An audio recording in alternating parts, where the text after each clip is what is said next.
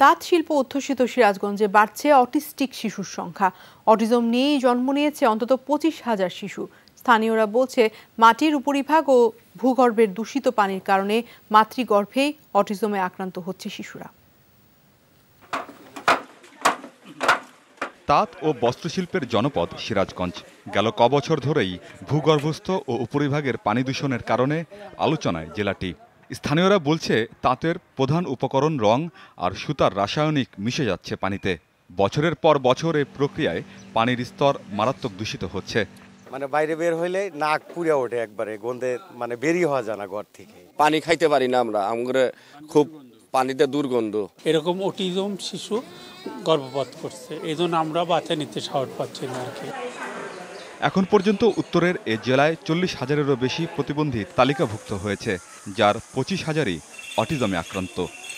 গর্ভবতী মা আছে, যদি এই পানিটা পান করছে, পান করার ফলেই আপনার সীসা এবং ফসফেট তার পেটে যাচ্ছে, এবং গর্ভের যে সন্তানটা সে কিন্তু অলরেডি প্রতিবন্ধী হয়েই জন্মগ্রহণ করবে। গর্ভের সন্তানের এটা কিছুটা ইফেক্ট হতে পারে আর কি, এবং সেটার জন্য আমি মনে করি যে হ্যাঁ হতে পারে অটিজমের সংখ্যা বাড়তে পারে এই কারণে। এখানকার নলকূপের পানিতে ম্যাঙ্গানিজ, ফসফেট, সীসা আর আয়রনের পরিমাণ মাত্রাতিরিক্ত পাওয়া গেছে। এই দূষণটা দেখা যাচ্ছে ভূগর্ভস্থ 12 থেকে 50 মিটারের মধ্যে।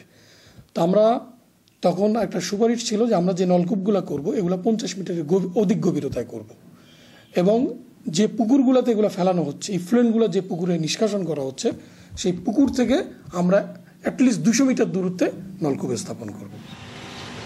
উপজেলার ভয়াবহতা তুলে ধরে ঊর্ধ্বতন কর্তাদের চিঠি দিয়েছেন নির্বাহী কর্মকর্তা।